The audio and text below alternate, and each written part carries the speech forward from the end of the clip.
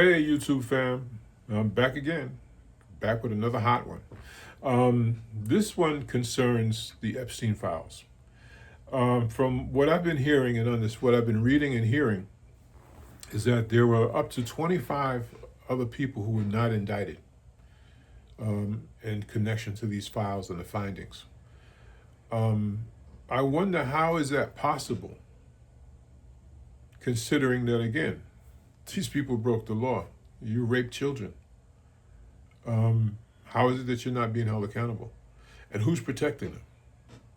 Our Justice Department, which is kind of ironic when you consider that it's the Justice Department that's actually saving people from facing consequences for their actions.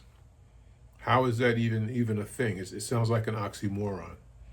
The Justice Department is protecting criminals. Oh, my goodness. I mean, even the ones sitting in the White House. This country is upside down. We, as the people of this country, have to change what is going on here. I don't know how we're going to do it, but I do know that if we talk about it, we can come up with some type of solution. And we have to do that. Even with our elected officials, these people are getting paid usually a nice salary to do a part-time job. And unfortunately, they're doing that part-time job half-assed. That's just the bottom line. They're doing it half-assed. They're making deals with each other about this thing or that thing. But what you really should be concerned about are the constituents who elected you to office. Period. These are the people that you're answerable to. And as a whole, the citizens of the country, that's who you answer to. And, while we're on this subject, I've got a suggestion. Once a person is elected to office, be you a Democrat or a Republican, you are no longer to associate with a party. Why? Because you're going to be biased.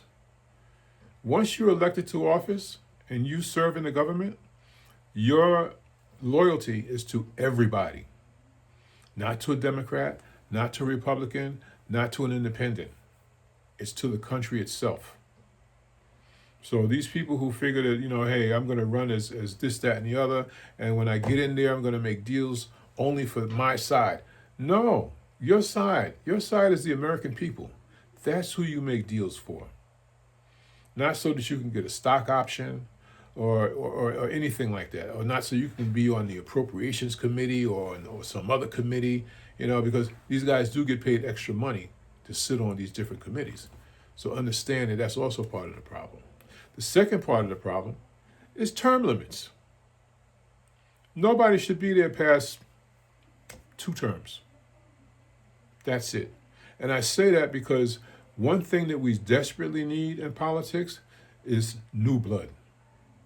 We need fresh ideas. We need fresh eyes. You see things from a different perspective. I see things from a different perspective than my grandkids do. Absolutely. And what seems right to me may not be right to them. So yeah, we need to change the perspective of our elected officials. And the only way to do that is to actually get young people more involved in the politics of this country. The older politicians that are there, you should be shepherding these young people into office.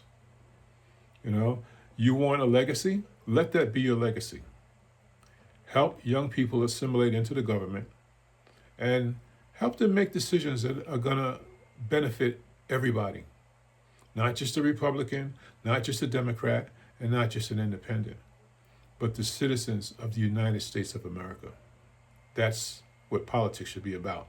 Not all of this partisanship that's going around here. Did I say partisanship or did I say partisan shit?